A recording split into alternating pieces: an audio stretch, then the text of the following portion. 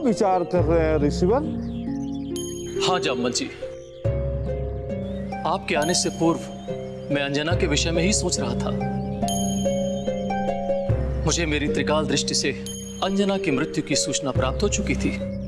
तब तो आपने मृत्यु को रोकने का उपाय भी खोज लिया होगा ऋषिवर। हाँ, मैं वही ढूंढने में समाधिस्थ था। तब कौन सा उपाय प्राप्त किया है आपने ऋषिवर अंजना की मृत्यु को रोकने का?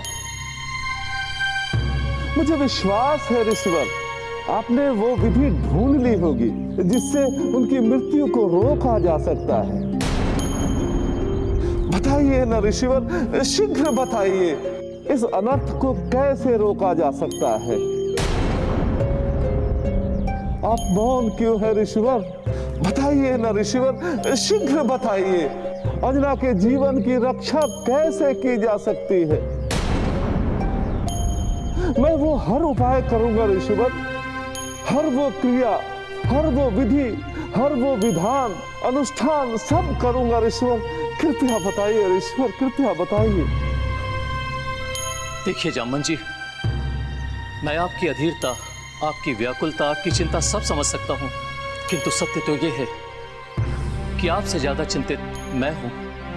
कौन सा कैसा चिंतन ऋषिवर?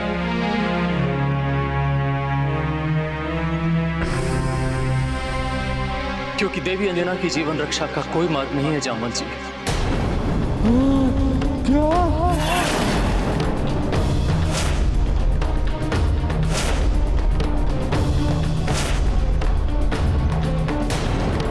हाँ जामवंत जी, देवी अंजना की मृत्यु निश्चित है। देवी अंजना की मृत्यु निश्चित है। देवी अंजना की मृत्यु निश्चित है।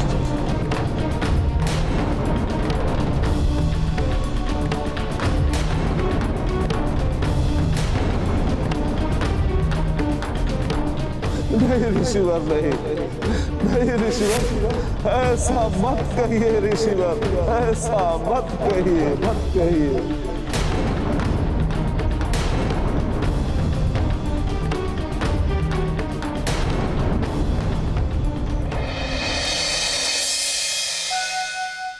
सुमेर, गृहस्थ आश्रम के बाद जो दूसरा आश्रम आता है वो है वानप्रस्थ आश्रम। मनुष्य के जीवन का तीसरा पड़ाव। इसके विषय में कहा गया है, एवं वनाश्रमे तिष्ठान पातयश्चैव किल्बिषम् चतुर्माश्रम गच्छेत संन्यास विधिना द्विज। इसका अर्थ क्या हुआ गुरुवर? इसका अर्थ हुआ कि गृहस्थ आश्रम के बाद मनुष्य को वानप्रस्थ आश्रम ग्रहण करना चाहिए। इस आश्रम को धारण करने का तब तो कोई अवश्य ही लाभ होता होगा गुरुवर। प्रत्येक आश्रम का लाभ है सुमेर, सो इस आश्रम का भी लाभ है। इस आश्रम का क्या लाभ है गुरुवर? इस आश्रम का सबसे बड़ा लाभ ये है कि इसे धारण करने के बाद मन के सारे विकार दूर हो जाते हैं तथा मन में उस निर्मलता का वास हो जाता है जो संन्यास आश्रम के लिए अति आवश्यक है। इसके अतिरिक्त मनुष्य के जीवन में इस आश्रम का क्या महत्व है गुरुवर?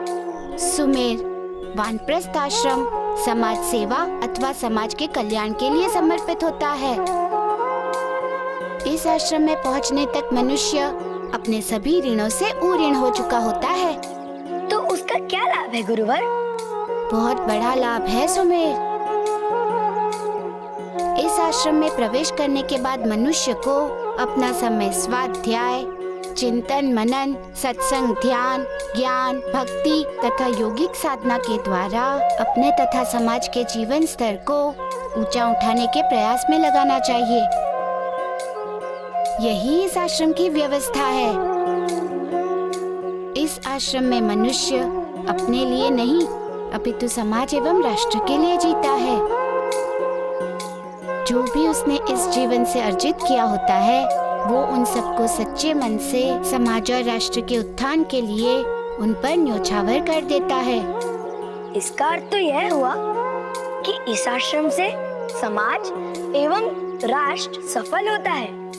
हाँ सुमेर, वानप्रस्थ आश्रम में मनुष्य को उच्च आदर्शों के अनुरूप जीवन व्यतीत करके समाज में निरंतर सद्ज्ञान, सद्भावना एवं लोकोपकारी रचनात्मक प्रवृत्तियां बढ़ाने तथा उन्मूलन हेतु कार्य करने का सुअवसर प्राप्त होता है। और जब तक मनुष्य समाज के निर्माण में सहयोग नहीं देगा, तब तक उसका परलोक भी कभी सुधर नहीं सकता। इसलिए वानप्रस्थ आश्रम मनुष्य के जीवन के लिए बहुत ही आवश्यक एवं महत्वपूर्ण आश्रम है। हाँ गुरुवर, इहलोक और परलोक सुधारने का यह आश्रम एक पुनीत अवसर देता है। सही कहा तुमने सुमेर।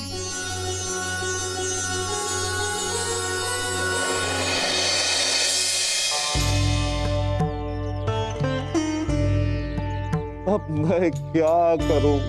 पुत्री अंजना के जीवन की रक्षा के लिए कहाँ जाऊं? किससे मिलूं? त्रिकालदर्शी ऋषि मतंग के पास कोई मार्ग, कोई विधि, कोई उपाय नहीं है, तो जीवन रक्षा के लिए किसके पास कोई उपाय होगा? कौन पुत्री अंजना के जीवन की रक्षा कर सकता है? कहीं कहीं यह अनर्थ अवश्यंभावी तो नहीं? नहीं, ये अनर्थ नहीं हो सकता है। ऐसा अनर्थ मैं होने नहीं दूंगा। पुत्री अंजना की मृत्यु नहीं हो सकती है। कोई ना कोई उपाय अवश्य होगा। हाँ, कोई ना कोई उपाय अवश्य होगा। लोग तो कहते हैं कि जब कोई समस्या होती है तो उसका समाधान भी अवश्य होता है, किंतु उस समाधान को कहाँ ढूंढूं? कौन सा उपाय करूं? किसके जाके चरण पकड़ूं? किसे कहूं कि समस्या का उपाय निकालिए? हे विधाता, ज्ञान दीजिए विधाता। इस अंधकार में गुफा से निकलने का मार्ग दिखाइए विधाता। प्रकाश की किरण दिखाइए विधाता। प्रकाश की किरण दिखाइए विधाता।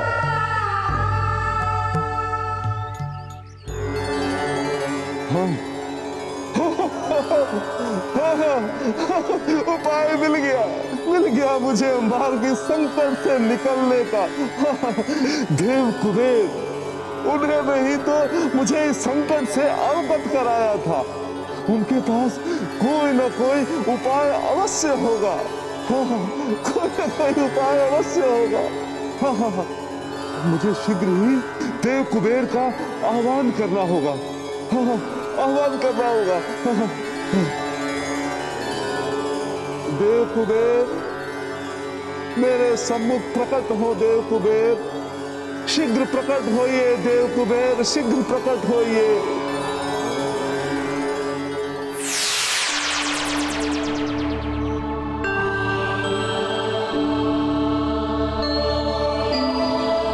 जामोन जी,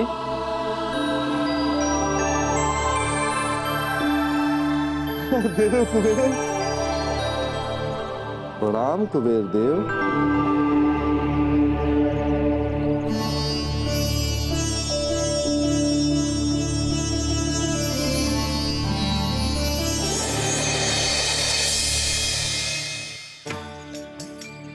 सुमेर, मैंने तुम्हें जीवन के 3 आश्रमों ब्रह्मचर्य, गृहस्थ एवं वानप्रस्थ आश्रमों के विषय में बता चुका हूँ। अब मैं तुम्हें जीवन के अंतिम तथा सबसे अहम आश्रम संन्यास आश्रम के विषय में ज्ञान दूंगा।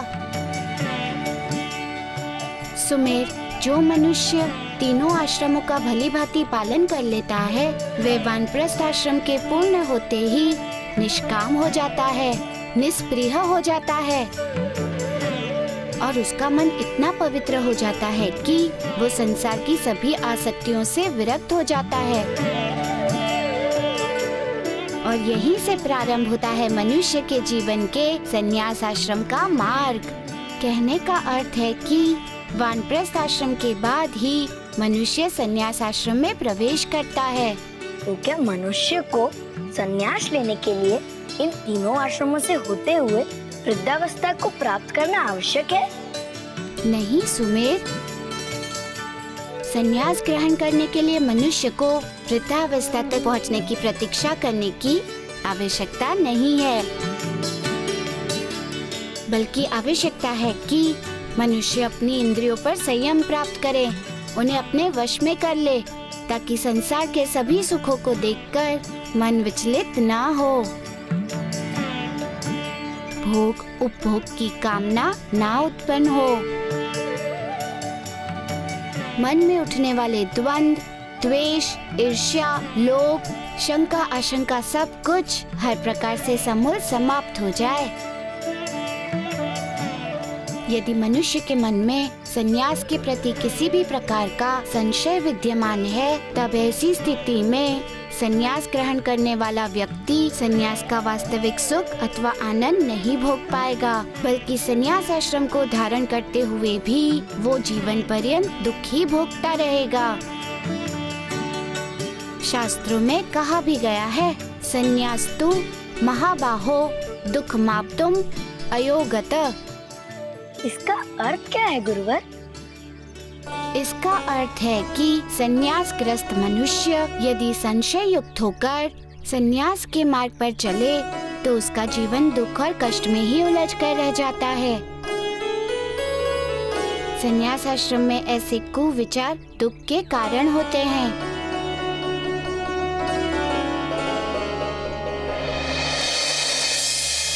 कहिए जामुन जी, आपने किस उद्देश्य से हमारा आह्वान किया?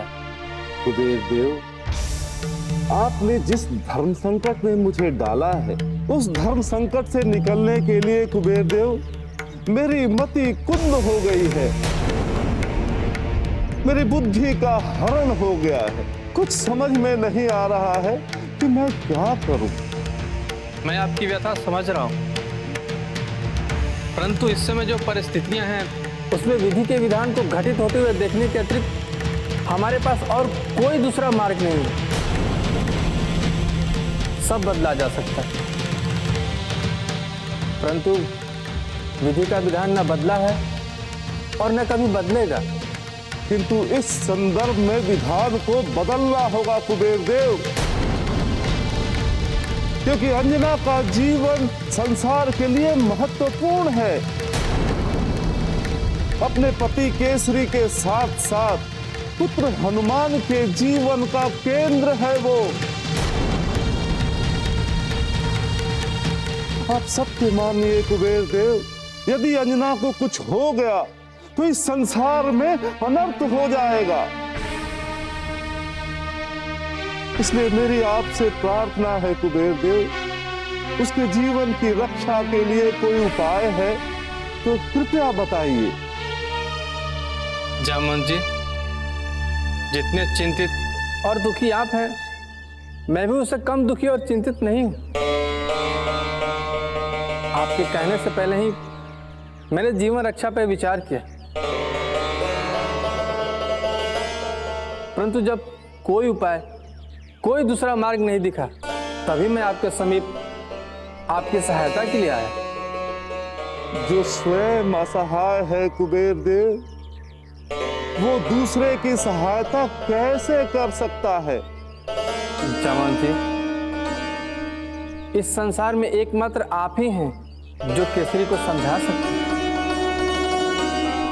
मैं समझ सकता हूं आपकी वेदना को, किंतु क्या कोई भी उपाय नहीं है? आप जो कहेंगे वो मैं करूंगा कुबेर देव, किंतु एक उपाय बता दीजिए कुबेर देव।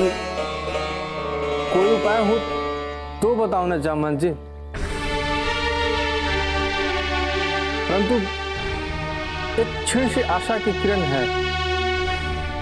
क्या कुबेर देव? शीघ्र बताइए, शीघ्र बताइए आप। ऋषि दुर्वासा, ऋषि दुर्वासा मेरे विचार से यदि वे चाहेंगे तो कुछ कर सकते हैं,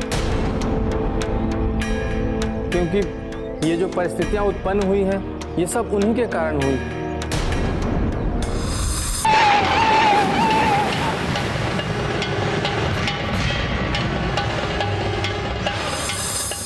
यदि उन्होंने पुंजिक स्थला को श्राप नहीं दिया होता तो आज ये स्थिति उत्पन्न नहीं होती। आप उचित कह रहे हैं कुबेर देव। मैं जाऊंगा, उनसे मिलूंगा और कहूंगा, प्रार्थना करूंगा कि वो कुछ करे। आपका बहुत बहुत धन्यवाद कुबेर देव, बहुत बहुत धन्यवाद जो आपने ये उपाय, ये मार्ग सुझाया है। अच्छा कुबेर देव, अब मुझे आज्ञा दीजिए, मुझे शीघ्र ही ऋषि दुर्वासा के आश्रम में पहुंचना होगा। हाँ, हाँ, हाँ, हाँ।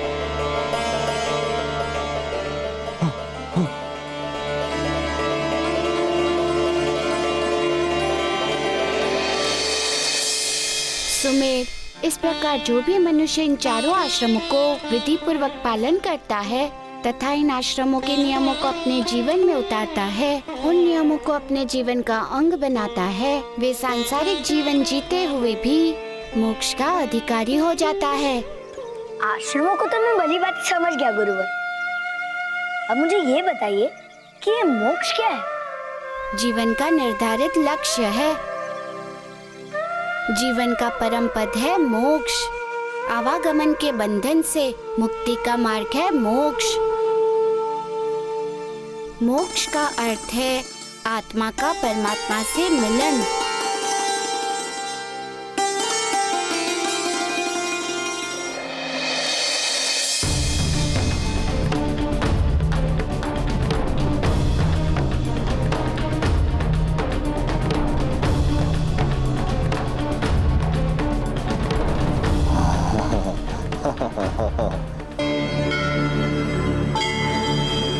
वही एकांतवासी दुर्वासा ऋषि का आश्रम है, बिल्कुल अलग अलग एकांत में।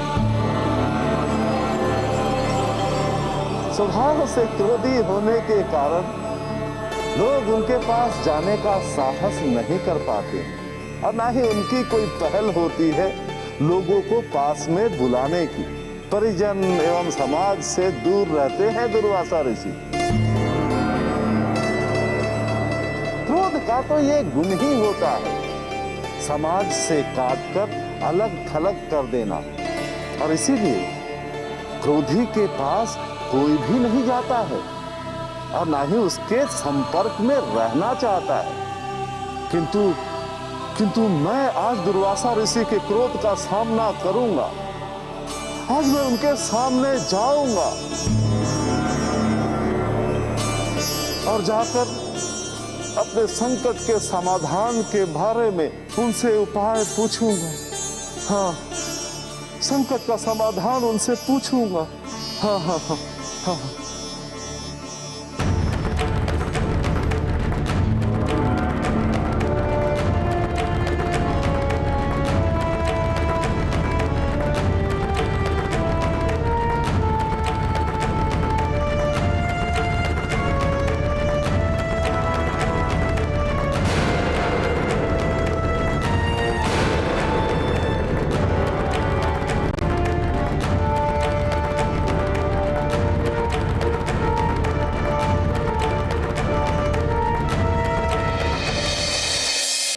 मोक्ष से मनुष्य सभी प्रकार के दुखों से मुक्ति पा लेता है। सुमेर, ये किन मनुष्य को प्राप्त होता है गुरुवर?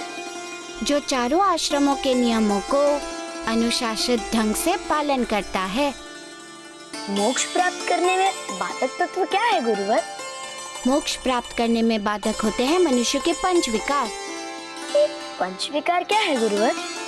वो मैल हैं जो मनुष्य के जीवन को गंदा कर देते हैं, इसीलिए उनसे सदा बचकर रहना चाहिए मनुष्य को। इन पंच विकारों के नाम क्या है गुरुवर? काम, क्रोध, मद, मोह एवं लोभ, यही हमारे शत्रु हैं जो सदा घात लगाए रहते हैं हमारे जीवन को नष्ट करने के लिए। सभी चारों आश्रमों में इन शत्रुओं पर विजय आवश्यक होता है। सुमेर, जिसने भी इन पर अंकुश लगा लिया और परम पद मोक्ष को प्राप्त किया। समझ गया मैं गुरुवर। मोक्ष की महिमा तथा मोक्ष प्राप्ति का मार्ग।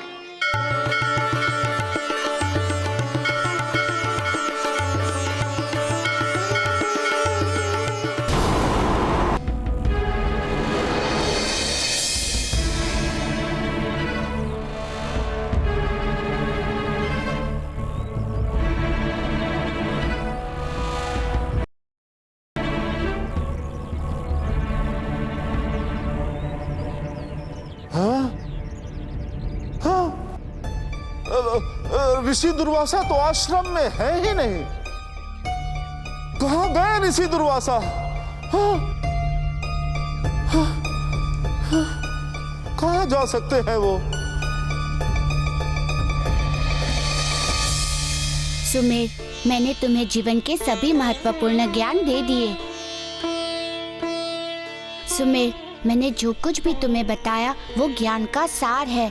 इस ज्ञान को तुम्हें अपने जीवन में उतारना है, उस पर अमल करना है तथा इसी ज्ञान के अनुसार तुम्हें संसार में व्यवहार करना है, क्योंकि आचरण ही ज्ञान और ज्ञानवान व्यक्ति का लक्षण है। तथा इसका एक दूसरा पक्ष भी है जो मैं तुम्हें समझाता हूँ। संसार में ऐसे बहुत से लोग हैं जिनके पास संसार का पूरा ज्ञान है, किंतु वो अपने कर्मों से अज्ञानी हैं। इसलिए ज्ञान प्राप्त करना एक बात है और उसे जीवन में उतारना दूसरी बात। संसार में सच्चा ज्ञानी वही होता है जिसके ज्ञान और कर्म में कोई अंतर नहीं होता।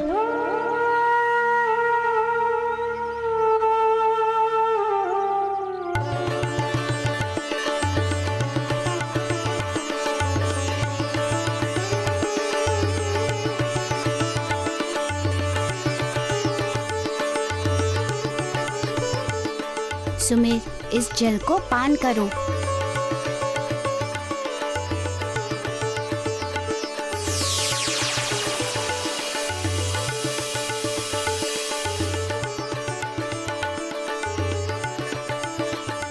यह क्यों गुरुवर? ये पूर्णता का साक्षी है सुमेर। मेरा सारा ज्ञान तुम्हारे शरीर में समा गया। जो कुछ भी मैं जानता था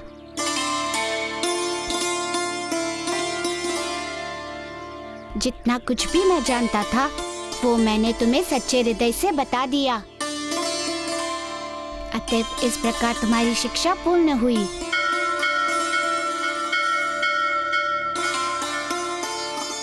धन्यवाद गुरुवर, मुझे शिक्षा देकर ज्ञानी बनाने के लिए आपका बहुत बहुत धन्यवाद। अब गुरुवर नहीं, मैं तुम्हारा मित्र हूँ, वही पहले वाला मित्र। हाँ मित्र, मैं सदैव तुम्हारा आभारी रहूंगा जो तुमने मेरा गुरु बनकर गुरु धर्म निभाया और मित्र धर्म भी।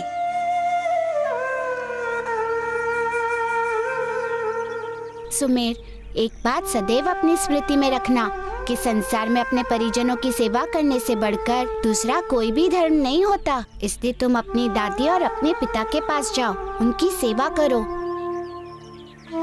वे लोग तुम्हारी प्रतीक्षा करते होंगे। अवश्य। अच्छा, विदा।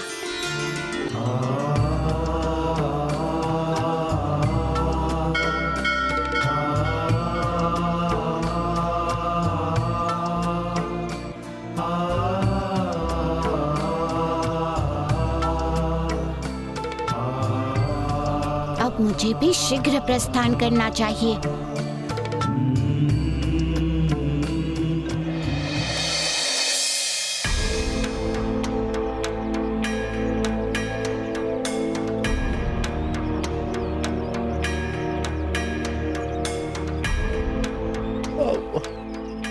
कहाँ चले गए ऋषि दुर्वासा? कहीं ऐसा तो नहीं कि वो किसी यात्रा पर चले गए?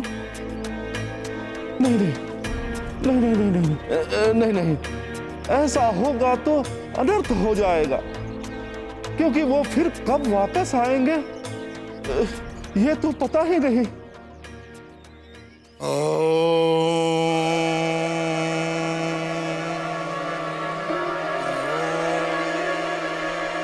जब कोई आश्रम में है ही नहीं तो ये ध्वनि कैसे आ रही है? चलकर देखना होगा।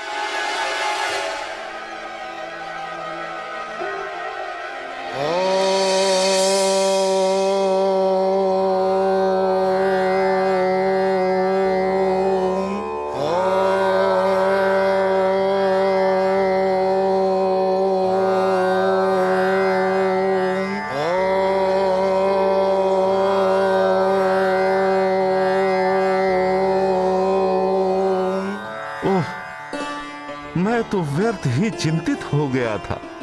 ऋषिवर यहाँ हैं, किंतु ऋषि को इस स्थिति में देखकर तो ये बोध हो रहा है कि ऋषिवर वर्षों से समाधि में लीन हैं। ऐसे में इनकी समाधि तोड़ने का साहस करना इनकी क्रोध की अग्नि को घृत की आहुति देने के समान है। जो भी इन्हें इस समाधि से जगाएगा उसकी मृत्यु तो निश्चित है। फिर क्या करूं?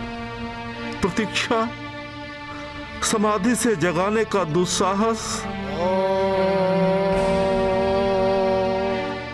विचित्र सी दुविधा में घिर गया हूं मैं।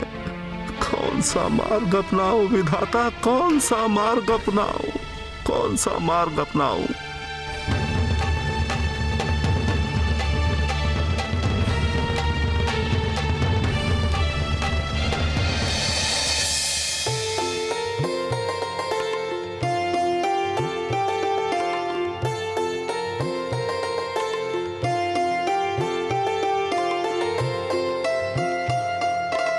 बहुत तीव्र प्यास लगी है।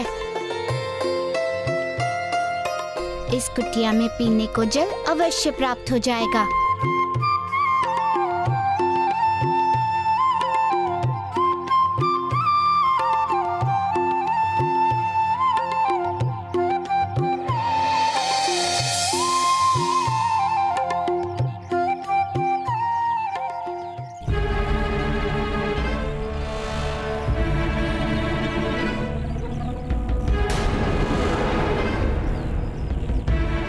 हवन कुंड में हड्डियां? कौन ऐसा हवन कर रहा है? कौन है यहाँ? ऋषिवर, ऋषिवर आप कहाँ हैं ऋषिवर? क्या मुझे कोई यहाँ पानी पिलाएगा?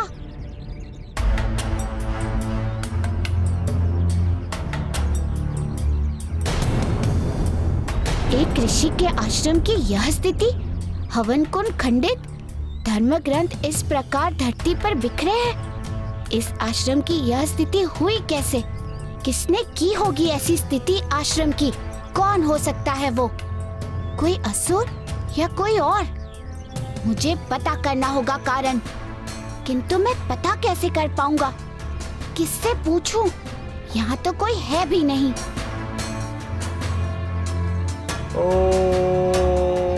नहीं, कोई है आसपास। तभी तो मंत्रोच्चार की ध्वनि आ रही है। खोजता हूँ मैं मंत्रोच्चार करने वाले ऋषि को।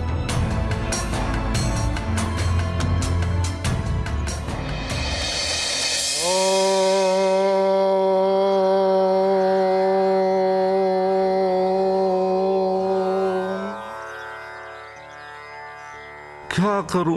कैसे जगाऊं ऋषि दुर्वासा को उनकी समाधि से? समाधि से जगाने का अर्थ है उनके क्रोध का कोप भाजन बनना।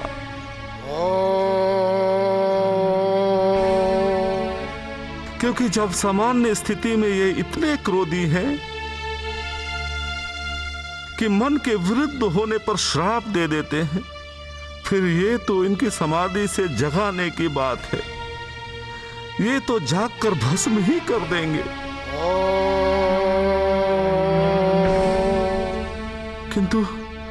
किंतु इन्हें समाधि से जगाए बिना काम भी तो नहीं चलेगा। समयाभाव है, कुछ न कुछ उपाय तो करना ही होगा ताकि ये अपनी समाधि से जाग भी जाए और क्रोधित भी ना हो। इसके लिए क्या करूं? क्या करूं? कुछ सोचना होगा। बुद्धि की परीक्षा है यहाँ।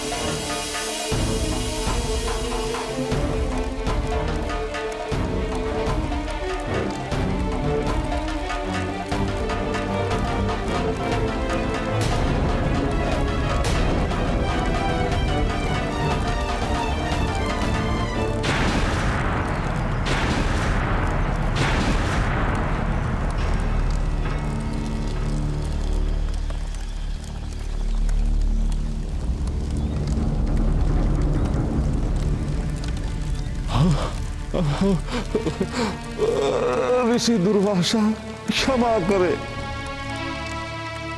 पुत्री अंजना के जीवन की रक्षा के लिए ऐसा करना आवश्यक था ऋषिवर, आवश्यक था। क्षमा करे, क्षमा करे।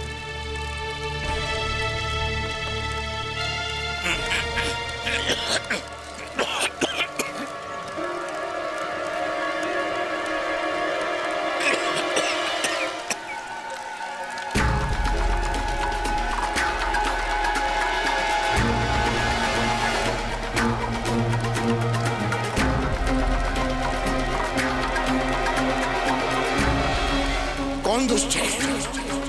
किसने दुस्साहस किया है मेरी साधना को भंग करने का?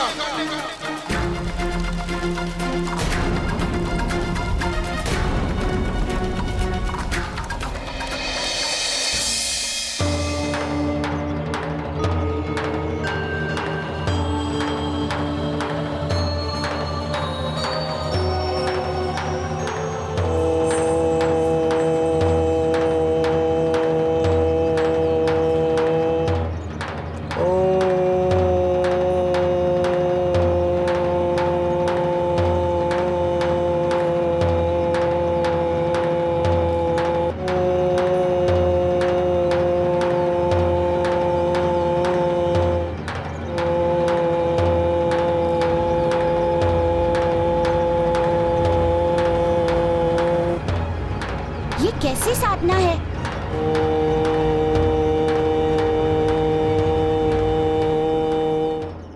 क्या ये वास्तव में कोई साधना है या फिर किसी ने इन्हें बंदी बनाकर रखा हो?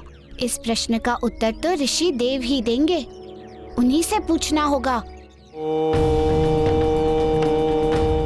ऋषिवर, ऋषिवर आंखें खोलिए ऋषिवर।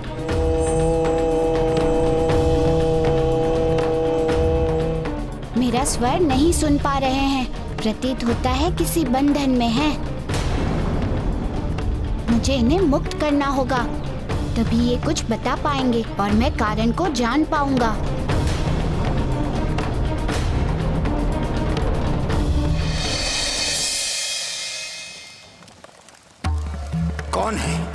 कौन है वो दुष्ट जिसने मेरी समाधि को भंग किया? सामने आओ दुराचारी, सामने आओ। क्या समझते हो छुपने से तुम बच जाओगे? ये तुम्हारी भूल है, महाभूल है। मेरे सामने आओ, नहीं तो जहां भी होगे जल के भस्म हो जाओगे। जो भी जहां भी छिपा है सामने आओ। तुमने दुर्वासा ऋषि की आज्ञा का निरादर किया है, इसलिए भस्म होने के लिए तैयार हो जाओ।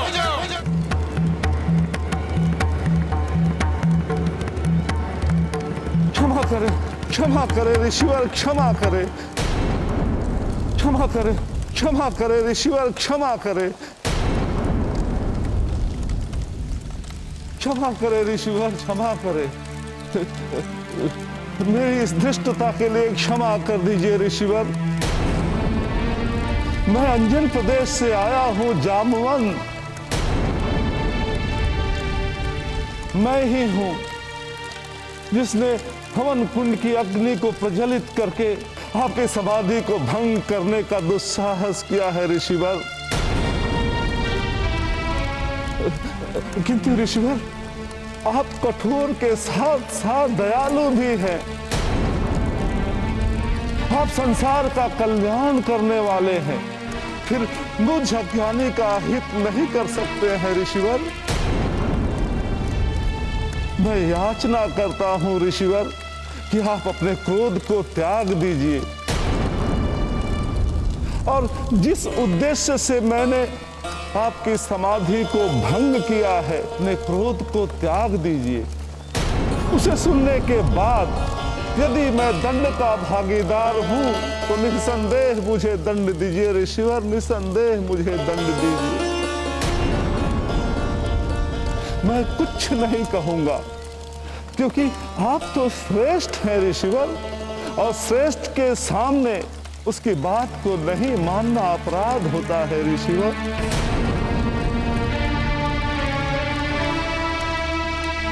जामुन, आपने बुद्धिमत्ता दिखाई। आप मेरे सामने आ गए, नहीं तो मैं क्रोध में आपको भी श्राप दे देता। मुख से श्राप निकल जाने के बाद न तो वो वापस होता है और ना ही वो वापस आता है। जी ऋषिवर। किंतु जाम्बुन जी मेरे आश्रम तक पहुंचे, मुझे समाधि से उठाए, तो मेरे विचार से अवश्य ही कोई विशेष कारण होगा। आप सत्य कह रहे हैं ऋषिवर। एक विशेष प्रयोजन हेतु ही मैं आपके पास आया हूं। हाँ, कहिए। आपके सामने आया हूं ऋषिवर, किसी के जीवन की रक्षा की आस लेकर। किसके जीवन की रक्षा? हाँ ऋषिवर, बहुत समय पहले की बात है। आपने कुबेर देव की एक अप्सरा पुंजिकस्थला को श्राप दिया था।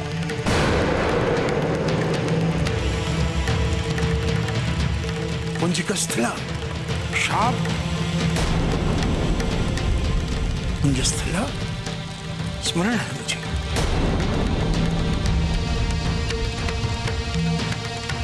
उसने मेरा तप भंग करना चाहता। क्या हुआ उस वशिष्ठ का? ऋषिवर, आपके श्राप के कारण पुंजिकस्थला का जन्म पृथ्वी लोक पर अंजना के रूप में हुआ, जो अंजन प्रदेश के महाराज केसरी की पत्नी और रुद्रावतार हनुमान की मां है। अब संकट ये है ऋषिवर कि आपके श्राप की अवधि समाप्त होने वाली है, तो पुंजिकस्थला जीवित हो उठेगी और अंजना की मृत्यु हो जाएगी। अर्थात पुंजिकस्थला के जीवन का अर्थ है, वो तो आप जानते ही हैं ऋषिवर।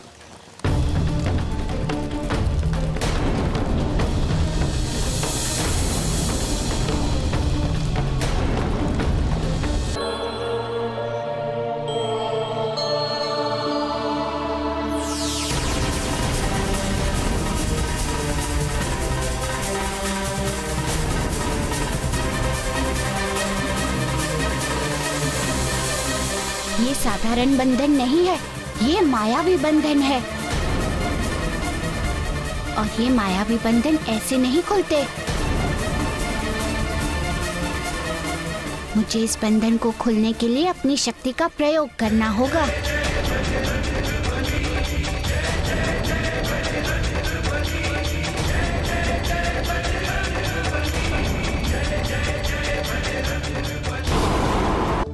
इस बंधन को काटने का दूसरा कोई विकल्प नहीं है। मुझे इस मायावी बंधन को अपनी शक्ति से काटना होगा।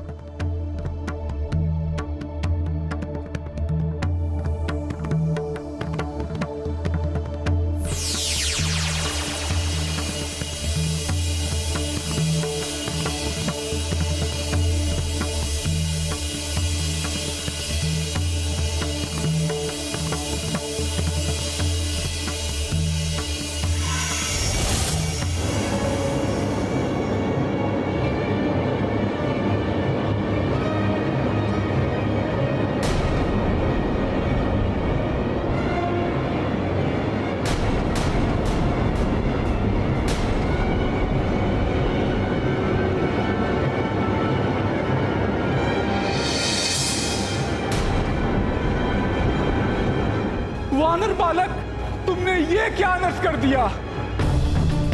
ऋषिवर, मैंने तो वही किया जो मुझे करना चाहिए था। एक ऋषि को बंधन मुक्त करने से और बड़ा कार्य क्या हो सकता है?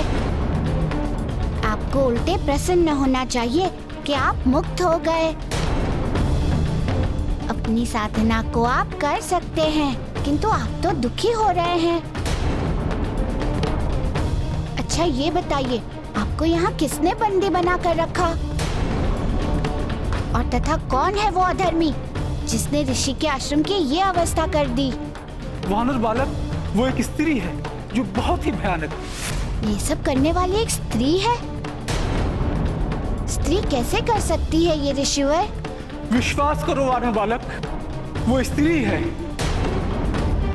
और उसने केवल मेरे ही आश्रम को नहीं बल्कि इस पूरे वन के आश्रम को नष्ट कर दिया है। अब कोई भी ऋषि मुनि उसके भय से इस वन में नहीं आते।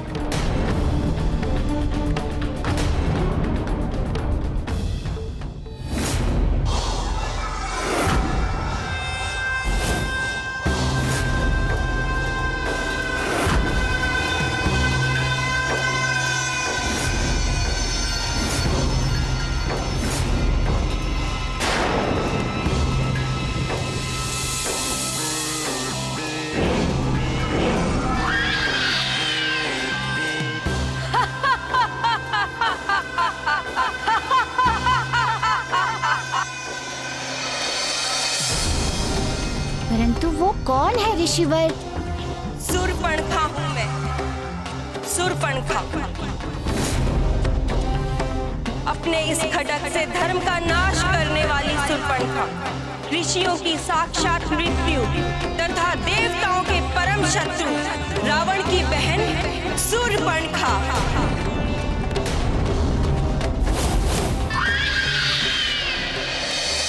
उस असुर कन्या सूर्पणखा में अद्भुत मायावी शक्तियां हैं। उसके सम्मुख हम ऋषियों का मंत्र बल भी निष्प्रभावी हो जाता है, कोई कार्य।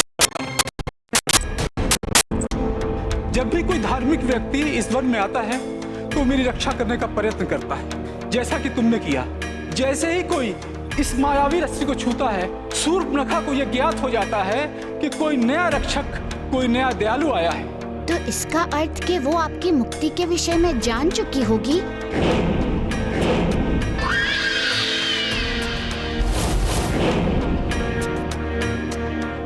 हाँ वानर बालक, उसे ये अच्छी तरह पता चल गया होगा कि तुम यहाँ आए हो। इससे पहले कि वो यहाँ आ जाए और तुम्हारा कोई अहित करे, तुम यहाँ से चले जाओ, अन्यथा तुम्हारा जीवन संकट में पड़ जाएगा। तुम यहाँ से शीघ्र चले जाओ वानर बालक। धन को संकट में छोड़कर मैं कैसे चला जाऊं ऋषिवर? नहीं, मैं नहीं जा सकता आपको संकट में छोड़कर। हट मत करो वानर बालक, चले जाओ।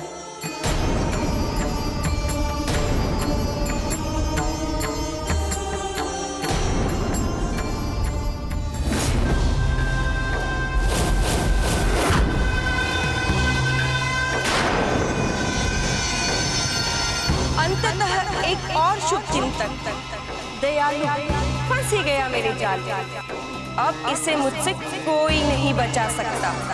सूर्पणखा के हाथों अब इसकी मृत्यु निश्चित है।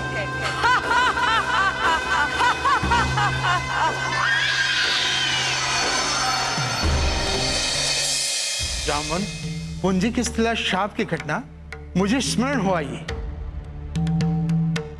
उस समय बिना किसी कारण क्रोध में आकर पुंज की स्थिला को मैंने शाप दे दिया। बाद में पता चला ये तो विधि का विधान है, मैं तो सिर्फ निमित्त मात्र हूं। यदि ऐसा नहीं होता तो रुद्रावतार हनुमान अंजना के गर्भ से कैसे जन्म ले तथा संसार में धर्म की स्थापना में प्रभु राम की सेवा कैसे करते। यही कारण कि मैंने पुंजिक स्थिला को उस समय धरती पर जन्म लेने का शाप दिया और फिर पुंजिक स्थिला ने वानर कुल अंजना के रूप में जन्म लिया। आप सत्य कह रहे हैं ऋषिवर कि तू जिस कार्य के लिए पुंजिक स्थला को श्राप मिला था, वो कार्य तो अभी पूर्ण नहीं हुआ है। इस पृथ्वी लोक में धर्म की स्थापना से रिक्त है और इस नाते प्रभु हनुमान का भी कार्य अभी पूर्ण नहीं हुआ है।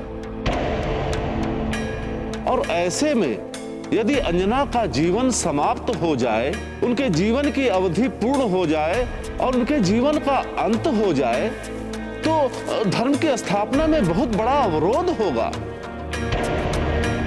और प्रभु हनुमान का तो अपनी माता अंजना में प्राण बसता है।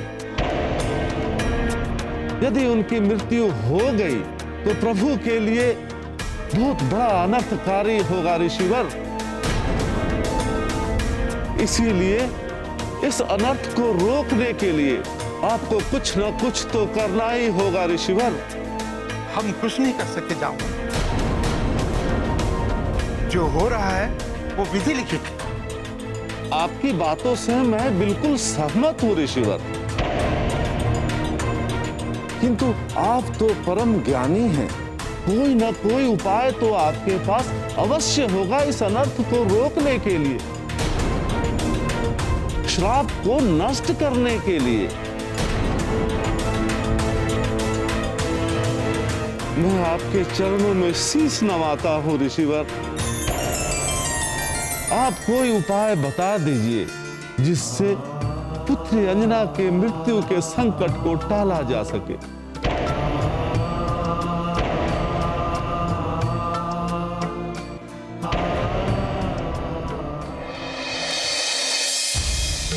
वानर बालक, हट मत करो, तुरंत चले जाओ यहाँ से, अन्यथा तुम्हारा जीवन भारी संकट में पड़ जाएगा। जब से उस स्त्री ने इस वन में प्रवेश किया है, इस वन का जीवन संकटपूर्ण हो गया है। इसलिए मेरी बात मानो, यहाँ से शीघ्र शीघ्र चले जाओ। चला जाऊं? किंतु कैसे चला जाऊं ऋषिवर? धर्म को संकट में छोड़कर मैं कैसे चला जाऊं? उस धर्म को जिस पर ये पूरा संसार टिका हुआ है, जिस पर विधि की पूरी व्यवस्था निर्भर है, उस धर्म को संकट में छोड़कर मैं कैसे चला जाऊं ऋषिवर? उस सुर्पणखा के कारण आप लोगों का जीवन संकट में है, बल्कि सत्य, आस्था सब कुछ विनष्ट होने के तट पर है। इन सबको अंत की अग्नि को भेंट चढ़ने के लिए छोड़कर मैं कदापि नहीं जा सकता ऋषिवर। मेरे जीवन का बचना उतना महत्वपूर्ण नहीं है जितना कि धर्म, आस्था, सत्य और संतों का जीवन बचना है। मैं तुम्हारी भावनाओं को समझता हूँ वानर बालक, लेकिन तुम उसका सामना नहीं कर सकते और किसी को उससे बचा नहीं सकते। वो इतनी शक्तिशाली है कि उसके सामने सारी शक्तियां विफल हो जाएंगी। ऋषिवर, अधर्म और पाप चाहे दिखने में कितने भी बलशाली क्यों ना हो, धर्म का वो कुछ नहीं बिगाड़ सकता। तात्कालीन वो क्षति अवश्य पहुंचा सकता है, किंतु स्थायी तौर पर विजय धर्म और धर्म के मार्ग पर चलने वाले की ही होती है। इसलिए आप मुझे लेकर चिंतित ना हो। जैसी तुम्हारी इच्छा। मेरी इच्छा नहीं, प्रभु की इच्छा। ऋषिवर, मुझे आपसे एक सहायता चाहिए। बोलो पुत्र। सुर्पणखा को पाठ पढ़ाने में आपको मेरी सहायता करनी होगी। मैं आपकी सहायता अवश्य करूंगा। बोलिए क्या करना है मुझे? आपको पहले की भांति सुर्पणखा का बंदी बनकर रहना होगा, बस इतनी साधारण सी सहायता? मैं पहले भी उसका बंदी था, अब भी उसका बंदी हो जाऊंगा।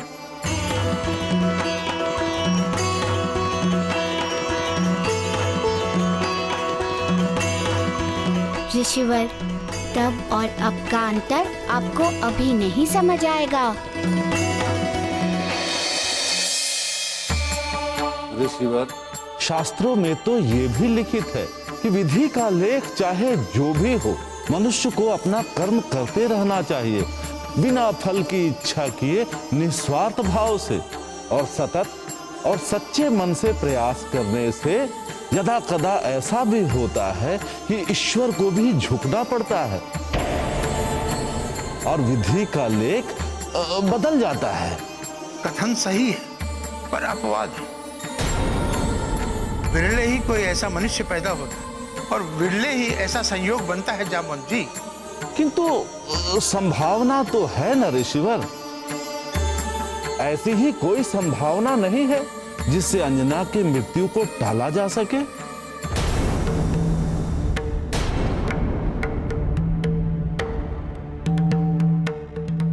हाँ है। क्या है संभावना ऋषिवर? क्या है संभावना? शीघ्र बताइए ऋषिवर, शीघ्र बताइए। जामवंत, पति और पत्नी का जीवन विवाह की डोर से बना है। विवाह वेदी पे लिए जाने वाले 7 वचनों से बना होता है। पवित्र अग्नि पे लिए जाने वाले 7 फेरों से बना है।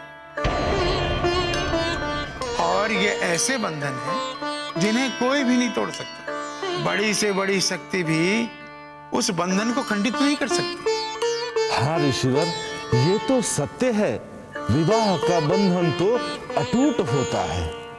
पति और पत्नी के बीच यदि सच्चा प्रेम है, सच्चा समर्पण है, तो मृत्यु तक में भी साहस नहीं कि बिना उसकी इच्छा से वे किसी को भी उनका आहार बना ले।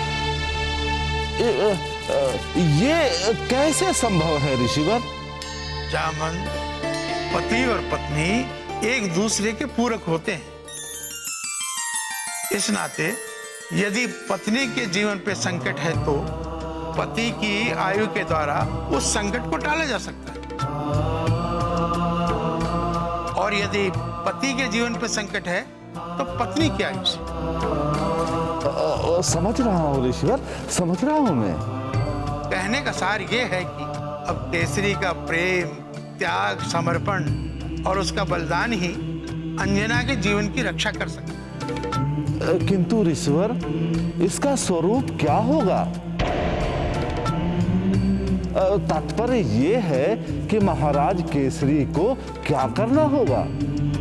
यदि केसरी अपने जीवन का मोह छोड़कर गंगा की परिक्रमा करे, संभव है कि अंजना का जीवन बच जाए।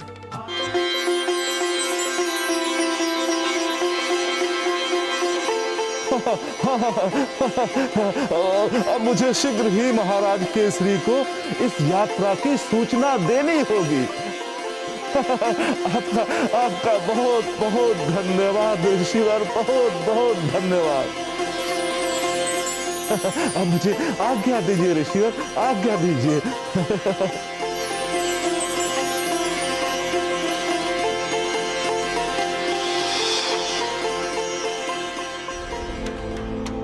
जामन, यह यात्रा उतनी सहज नहीं है जितनी तुम समझ रहे हो। अत्यंत ही कठिन और दुरूह यात्रा है ये। पूरा मार्ग हिंसक पशुओं और असुरों से भरा हुआ है। इस यात्रा की पग पग पर मृत्यु है, पग पग पर।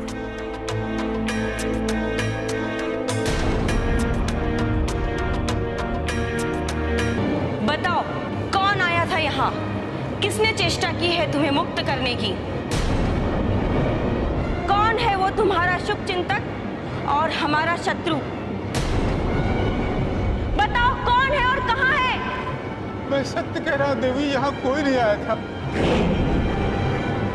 आपके होते हुए भला किसमें इतना साहस हो सकता है जो यहाँ आए? झूठ मत बोलो ऋषि। मैं सत्य कह रहा हूँ देवी, यहाँ पर कोई नहीं आया था। तब से मैं यहाँ अकेला ही हूँ। सत्य और सदाचार पर चलने का ढोंग करने वाले ऋषि, तू मुझे बहला रहा है? मुझे, इस शूर्पणखा को, यह जानते हुए भी कि मैं कितनी बड़ी मायावी हूँ? तुम जानते हो ना, जिस रस्सी से मैंने तुम्हें बांधा है वो भी एक मायावी रस्सी है, जिसको छूते ही मुझे सूचना मिल जाती है। जानते हो ना तुम? जानता हूँ देवी, तभी तो मैं कह रहा हूँ यहाँ कोई नहीं आया था। भला कौन आकर छुएगा अपनी मृत्यु को? झूठ मत बोलो ऋषि। ये मैं जानती हूँ कि कोई तो था जिसने तुम्हें मुक्त करने की धृष्टता की है, अन्यथा मुझे सूचना नहीं मिलती। बता, अन्यथा तू जीवित नहीं बचेगा। यदि मेरे प्राण लेने से आपको विश्वास हो जाता है तो निसंकोच आप मेरे प्राण ले लें। मैं जो कह रहा हूँ सत्य कह रहा हूँ देवी, यहाँ पे कोई नहीं आया था। मैंने किसी को यहाँ आते हुए नहीं देखा। तू ऐसे नहीं मानेगा। समझ में नहीं आता कि मैं आपको कैसे विश्वास दिलाऊं देवी। चल, कर लेती हूँ तेरी बात पर विश्वास कि यहाँ कोई नहीं आया था तुझे बचाने। तू सही और मेरी सूचना गलत। विश्वास करने के लिए धन्यवाद देवी। और मेरा आहार बनने के लिए मैं तुझे धन्यवाद देती हूँ। तेरा रक्षक ना सही, अब मैं तेरा भक्षण करूंगी और अपनी क्षुधा तृप्त करूंगी।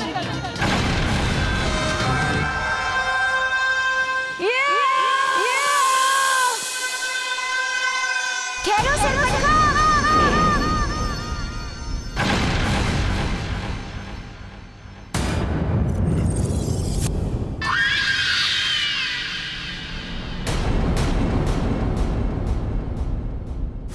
सुर्पनखा को पाठ पढ़ाने में आपको मेरी सहायता करनी होगी। मैं आपकी सहायता अवश्य करूंगा। बोलिए क्या करना है? आपको पहले की भांति सुर्पनखा का बंदी बनकर रहना होगा, बस।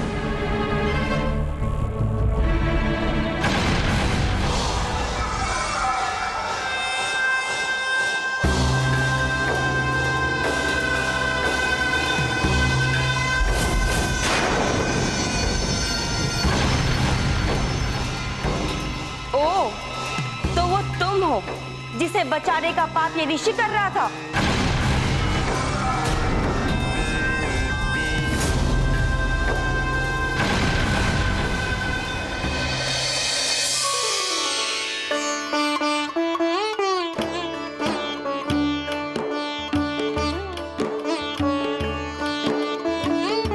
महाराज का राजमहल में स्वागत है।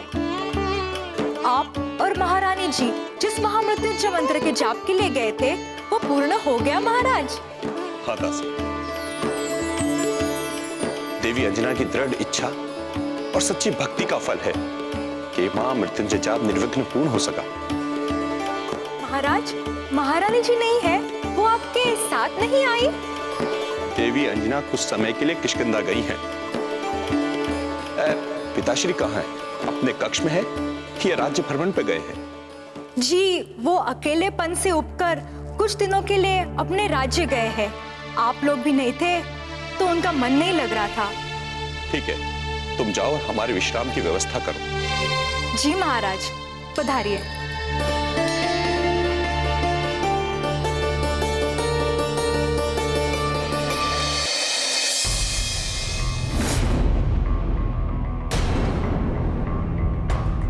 तो इस बार ऋषि को बचाने के लिए एक ऋषि नहीं बल्कि एक बालक आया है, वो भी वानर बालक। चलो, कोई बात नहीं, इस बार मैं एक बालक को आहार बनाकर ही संतुष्ट हो जाऊंगी। सुर्पनखा, आहार की बात बाद में करना, पहले विचार की बात सुन लो। इन ऋषियों को जो तुम बंदी बनाकर कष्ट पहुंचा रही हो वो पाप है, अधर्म है। इस पाप का कोई प्रायश्चित नहीं है इस संसार में। इसलिए तुम्हारा हित इसी में है कि तुम अधर्म का मार्ग त्याग दो।